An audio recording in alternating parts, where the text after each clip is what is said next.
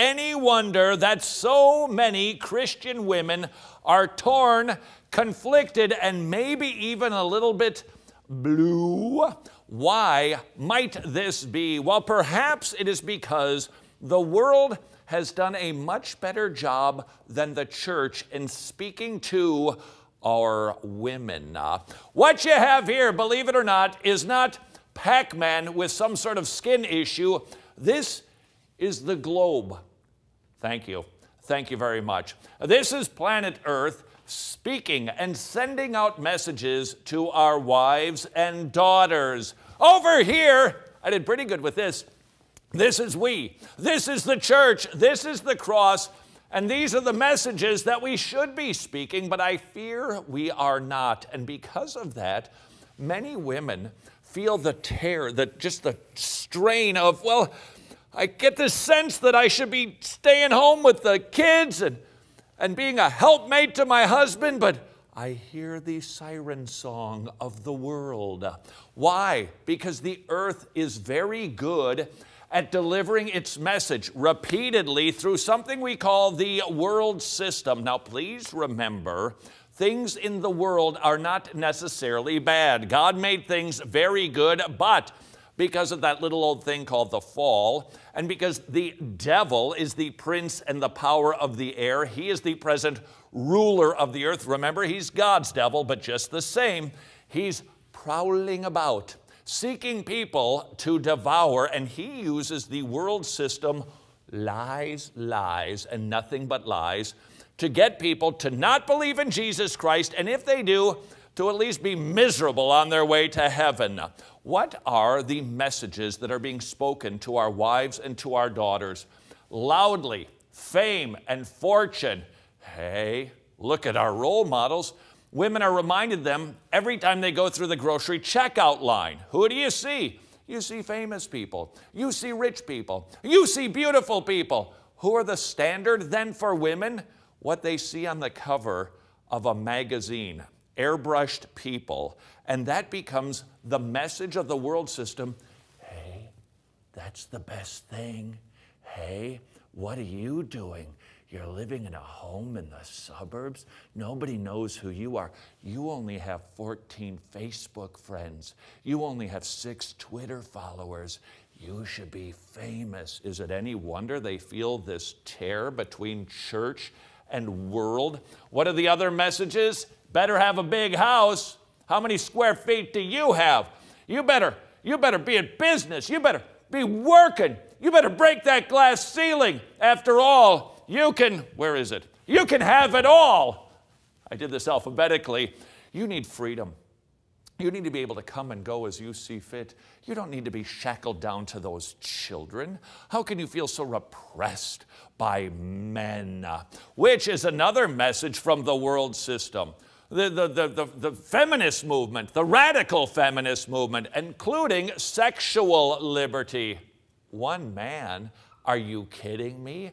Haven't you seen the TV shows? Don't you know what's going on in the suburbs with the wife swapping? A TV show, by the way.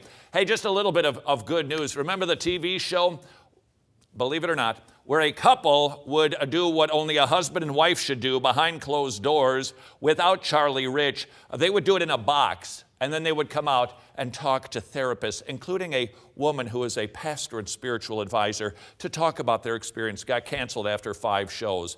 I'm actually surprised. Sexual liberty, you gotta have it. You better have a cool car. You better have a great wardrobe. You better be successful. And on and on and on go the screams of the world.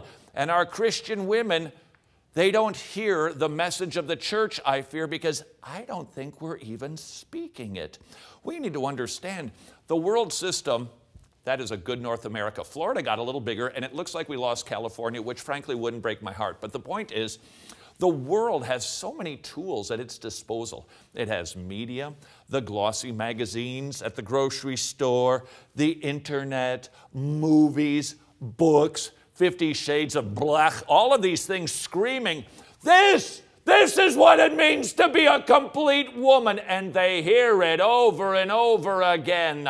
Might I ask you, are they hearing the message from the church. Shouldn't we, knowing that that is going on, be making an effort to try to counter the message of the world system so that our women don't feel like, oh, I'm so miserable here. I see all these people and they're doing successful things and they got a new car and they're going on a trip to Jamaica. And I'm just sitting here dealing with these kids and they're making another mess and I've got to clean it up and then it's a mess again and I clean it up and there's a mess again. Notice nowhere in here does it say anything about faithfulness, loving, kindness, nurturing, sacrifice. None of that is spoken to them. And I fear none of this is spoken to them either. Church, maybe it's time to be aware of the siren song of the world that is echoing in the ears of our wives and daughters and start talking about things like, hey, wife and daughter, you're forgiven and loved. You're valued by God. You're predestined to eternity. You're going to heaven. Now, those are some of the basic theological facts that everybody should hear, but hey, you're an image bearer of God who gets to bear image bearers. I think that's how you spell image bearer, bearer. That's what you, madam, do something we men don't get to do. You, inside of you, have God's handiwork being knit together, an eternal image bearer of Almighty God, a little soul that is going to last for forever. You carry that. You are the primary influencer of children. I know dad is supposed to be the leader in the home. I got that. But let's be honest, you spend more time with the kids. You influence little human beings that are going to grow up. That is who you are. That is what you're doing. You are the cultural glue. This is humongous. I firmly believe what happens right here and what happens with you every day with those little tykes, the reason that families stay together and don't just go and is because of you, Mom. That's what you do. You're the home manager. You're the gospel preserver for generations to come. You're a picture of the gospel. By laying down your life for another, you picture the gospel in a tangible way. You are a helpmate to somebody, and you are a nurturer. You are the one who teaches boys to not just always be fighting and mean and brusque and rough and tough and crude.